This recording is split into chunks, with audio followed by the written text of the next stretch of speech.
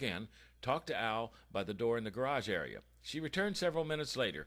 She went to a drawer in her desk, took out a form, and attached it to a clipboard.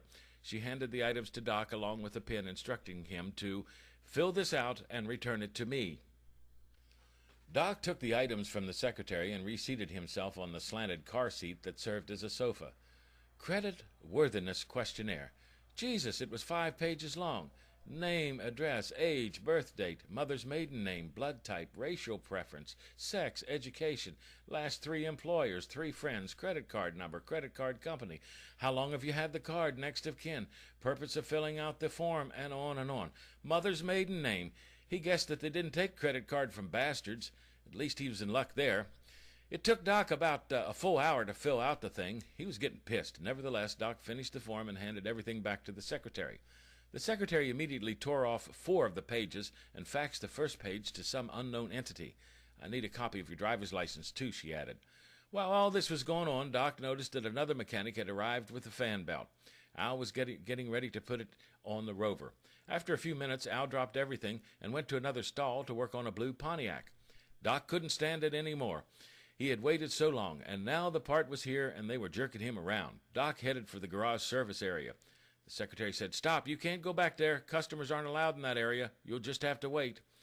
Doc could tell that the lady meant business. He didn't want to anger the help. Hell, he might not get his car fixed until next week. He didn't want to stay another day in that shithole. Doc reluctantly sat down in the waiting room again.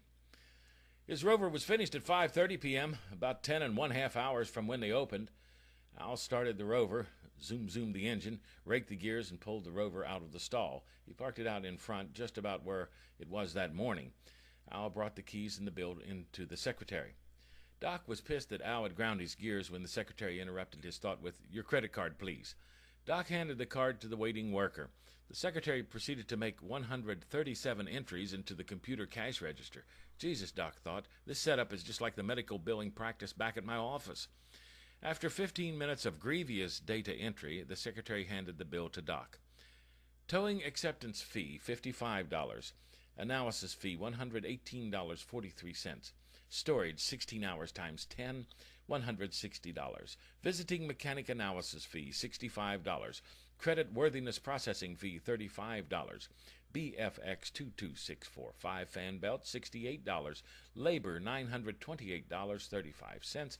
Subtotal, $1,329.78, plus local city tax, $132.97. Total, $1,462.75. That's ridiculous. That's too damn much money for a fan belt. Al looked at Doc in disbelief. A little redness showed through the deep tan of the mechanic, and he began a speech. "As a doctor, you should know that professional care isn't cheap. We always say in our profession, pay now or pay later. Plus, you're not only paying for the part and the installation, you're paying for the expertise of years of professional training. And you shouldn't complain. You charge about the same fees and you have less to remember. Hell, you've only got 2 models to work on. I have hundreds." Doc said nothing in response to the meaningless diatribe presented by the ignorant mechanic. Doc was an educated man, a professional. He was above all that. He'd just have to save his ridicule and condensation for his patients. The fax machine whirred behind the men, and the secretary handed the credit card back to Doc, along with his driver's license. Doc hastily signed the credit card slip and exited without further comment.